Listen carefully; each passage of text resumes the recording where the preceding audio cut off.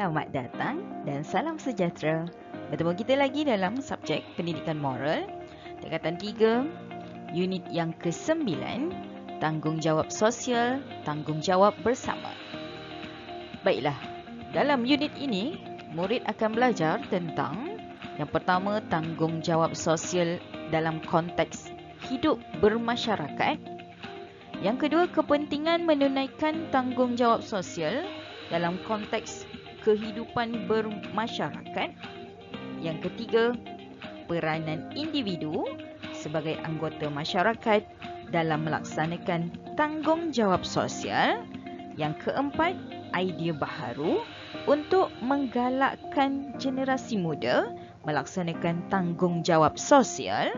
Yang kelima, perasaan apabila menyertai kegiatan sosial dalam kehidupan bermasyarakat. Dan yang terakhir, contoh tanggungjawab sosial menerusi penglibatan dalam masyarakat majmuk. Cadangan nilai untuk topik kali ini adalah kerjasama, bertanggungjawab, kerajinan, toleransi dan baik hati. Baiklah murid-murid, pertama sekali kita akan tengok apa yang dimaksudkan dengan tanggungjawab sosial. Okey, tanggungjawab sosial bermaksud tugas serta kewajipan yang dipikul oleh individu dan masyarakat. Dan tanggungjawab sosial ini meliputi aspek keharmonian, kesihatan, kebajikan, keselamatan dan kelestarian alam sekitar. Mari kita tengok contoh tanggungjawab sosial dalam konteks hidup bermasyarakat. Yang pertama, kita ada keharmonian masyarakat. Apa itu dalam konteks keharmonian masyarakat? Iaitu melibatkan diri dalam aktiviti komuniti seperti gotong royong. Jadi bila mana awak mengikuti ataupun melibatkan diri dalam aktiviti gotong royong, so awak dah lakukan tanggungjawab sosial dalam kehidupan awak. Yang kedua, kita ada dari aspek kesihatan, iaitu menyertai program kesihatan seperti kempen derma darah dan derma organ. Ini adalah contoh dari aspek kesihatan. Tapi kalau awak gotong royong, awak membersihkan kawasan-kawasan pembiakan Aedes, itu juga salah satu tanggungjawab sosial dalam aspek kesihatan. Sebabnya awak nak memastikan penduduk di kawasan setempat awak berasa selesa, berasa selamat daripada nyamuk Aedes tadi tu. Itu juga dari aspek kesihatan. Yang ketiga, kita ada aspek kelestarian alam sekitar, iaitu memelihara dan memelihara flora dan fauna seperti mengadakan kempen menanam pokok. Jadi apa-apa aktiviti yang melibatkan kelestarian alam sekitar pun dikatakan sebagai tanggungjawab sosial. Dan yang terakhir, kita ada dari aspek kebajikan, iaitu membantu golongan yang mengalami musibah seperti mengadakan kutipan derma kilat. Contohnya ada jiran-jiran ataupun kawan satu taman tempat awak tinggal mengalami kebakaran. Jadi sebagai masyarakat setempat, tanggungjawab kita adalah untuk mengutip sumbangan untuk diberikan bagi meringankan beban. Itu dari aspek kebajikan. Seterusnya, kerjasama antara anggota masyarakat amat penting dalam melaksanakan tanggungjawab sosial. Tanggungjawab sosial ini tidak boleh dilakukan secara individu, tetapi memerlukan gandingan semua pihak. Tanggungjawab ini bukan sahaja tanggungjawab kita sahaja, tetapi juga terletak pada anggota masyarakat yang lain. Kalau kita sahaja yang buat tanggungjawab sosial ni tapi orang lain tak ada buat, sama juga. Masing-masing bersikap individualistik. Tak boleh. Kena bersama-sama, berganding bahu. Oleh hal demikian, amatlah penting bagi semua anggota masyarakat untuk melaksanakan tanggungjawab sosial mengikut kemampuan masing-masing. Maksudnya dekat sini, Kalau kita mampu untuk melibatkan diri dalam aktiviti gotong royong sahaja, libatkanlah diri setakat mana yang kita mampu. Jangan terus tak buat. Selagi mana kita boleh, boleh derma darah. Tak boleh, buatlah sesuatu yang lain dari aspek kesihatan. Macam tadi saya kata, tak boleh nak derma darah, bersihkanlah kawasan-kawasan pembiakan nyamuk. Itu juga salah satu dari aspek kesihatan. Okey, kita tengok kepentingan melaksanakan tanggungjawab sosial. Kenapa kita perlu melaksanakan tanggungjawab sosial? Sebab yang pertama, untuk mengukuhkan hubungan antara anggota masyarakat. Bila kita dah sama-sama membersihkan kawasan perumahan, sama-sama gotong royong, sama-sama mengutip derma, so kita dapat mengukuhkan hubungan antara anggota masyarakat. Baik, yang kedua, kita dapat memastikan tahap kesihatan anggota masyarakat dalam keadaan baik. Bila kita derma darah, dapat bantu anggota masyarakat yang memerlukan darah. Kalau kita bersihkan kawasan pembiakan nyamuk Aedes, kita dapat mengelakkan daripada pembiakan nyamuk Aedes, daripada membiak dan memberikan penyakit kepada anggota masyarakat yang lain. Tak boleh macam tu. Okey, yang ketiga, bagi memastikan keselamatan penduduk setempat, berasa selamat kalau kita berada dalam anggota masyarakat yang saling melaksanakan tanggungjawab sosial. Yang keempat, kita ada melahirkan masyarakat yang bersatu padu, buat kerja sama-sama, dan akhirnya kita akan bersatu padulah dalam menghadapi masalah, menghadapi cabaran untuk masa akan datang. Seterusnya, dapat memupuk perasaan cinta akan negara. Bila dah kukuhkan hubungan, dah bersatu padu, so dapat pupuk perasaan cinta akan negara. Melindungi kelestarian alam. Okey, ini tadi membersihkan kawasan-kawasan, menjaga flora dan fauna, menanam semula pokok. Okey, itu antara kepentingan melaksanakan tanggungjawab sosial. Dan yang terakhir, dapat membantu meringankan beban golongan yang kurang bernasib baik. Okey, tadi dari aspek kebajikan kita dah sentuh. Kalau ada anggota masyarakat yang kehilangan rumah akibat terbakar, so kita kena bantulah dari aspek memberi sumbangan kepada golongan yang kurang bernasib baik ni tadi. Seterusnya, tanggungjawab sosial juga membolehkan setiap anggota masyarakat memberikan sumbangan mengikut kemampuan dan kepakaran masing-masing. Jadi kalau awak rasa awak hebat ataupun awak pakar dalam sesuatu bidang, sumbangkanlah awak punya kepakaran. Oleh itu, setiap individu dapat memainkan peranan dan melaksanakan tanggungjawab sosial terhadap masyarakat. Okay, kita tengok apa peranan individu sebagai anggota masyarakat dalam melaksanakan tanggungjawab sosial. Yang pertama, peranan dia adalah melibatkan diri dalam aktiviti kemasyarakatan. Okey, kalau dah libatkan diri dalam gotong royong tadi tu, itu adalah kita dapat libatkan dirilah dalam aktiviti kemasyarakatan. Seterusnya, menyumbangkan kepakaran diri kepada masyarakat setempat. Kalau awak pakar dalam buat pintu gerbang kampung ke, buatlah.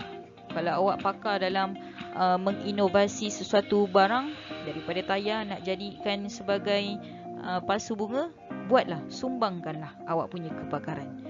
Seterusnya, menjayakan aktiviti kesukarelawan. Kalau ada bencana yang menimpa penduduk, jadilah sukarela.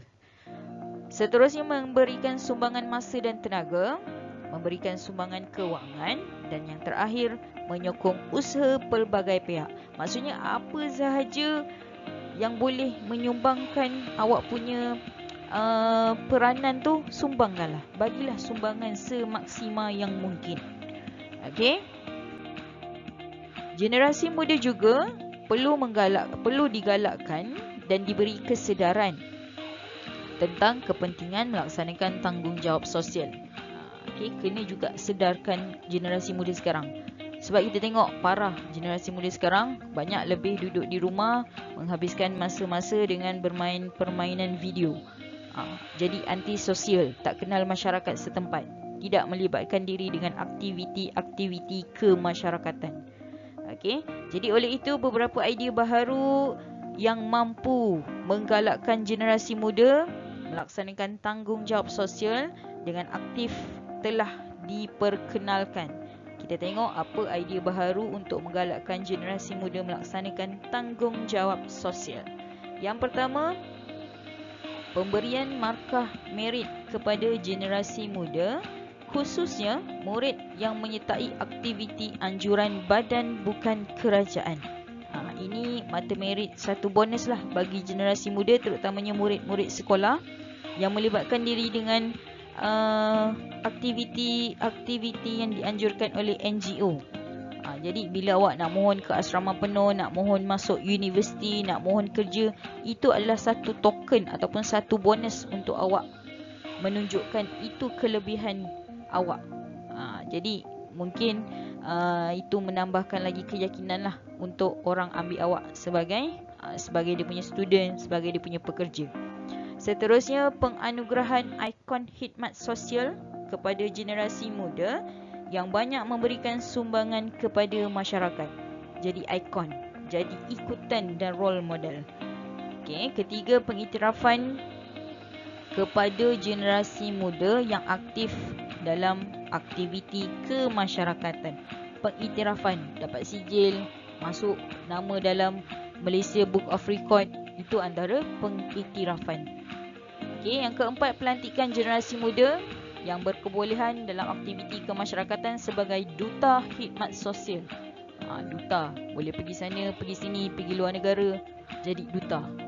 Okey, seterusnya, penglibatan aktif dalam aktiviti khidmat sosial membolehkan murid mempertimbangkan untuk melanjutkan pelajaran ke institusi pengajian tinggi. Macam tadi saya kata, satu bonus untuk awak bila nak melanjutkan pelajaran.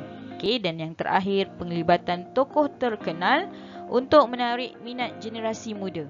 Okey, libatkan tokoh-tokoh terkenal lah untuk tarik generasi muda untuk melaksanakan tanggungjawab sosial. Baiklah, jadi kesimpulannya, penglibatan generasi muda dalam melaksanakan tanggungjawab sosial membantu melahirkan masyarakat yang harmoni dan sejahtera. Oleh itu, rakyat Malaysia perlu bersyukur dan berbangga dengan keprihatinan yang diamalkan dalam masyarakat. Nilai kerajinan dan bertanggungjawab perlu diamalkan dalam melaksanakan tanggungjawab sosial, manakala nilai toleransi dan baik hati dapat menyelesaikan perbezaan pendapat dalam kalangan anggota masyarakat.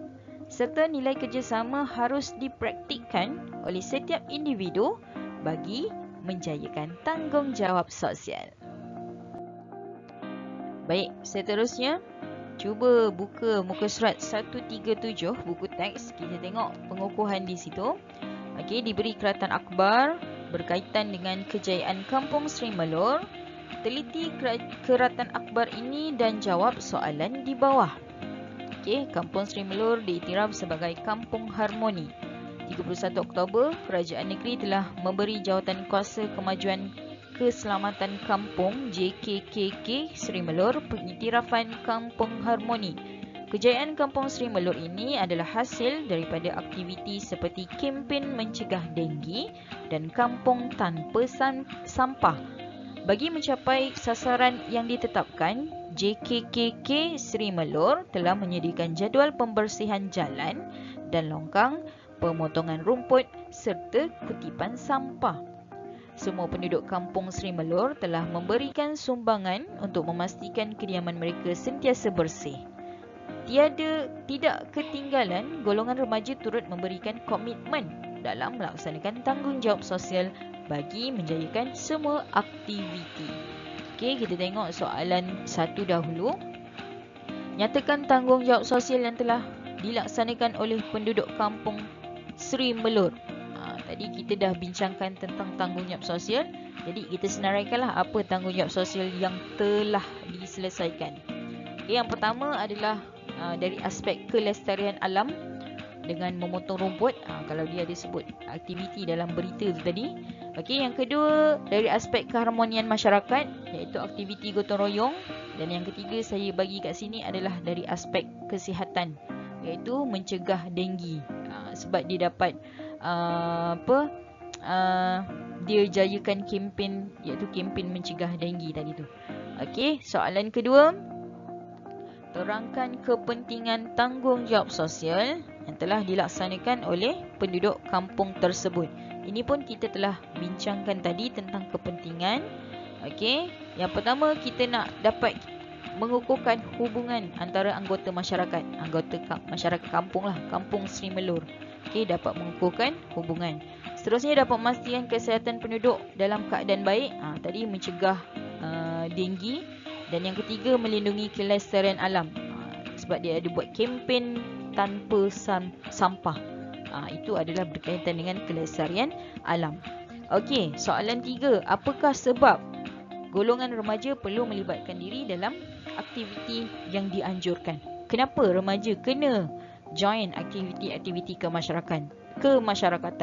Okey, saya letak dekat sini untuk menggalakkan hubungan sosial dengan masyarakat luar. Sebab macam tadi saya kata, remaja sekarang ni banyak duduk di rumah, hanya menghabiskan masa dengan permainan video, tak ada hubungan sosial dengan masyarakat luar. Jadi ini kenapa remaja perlu melibatkan diri dalam aktiviti-aktiviti yang dianjurkan.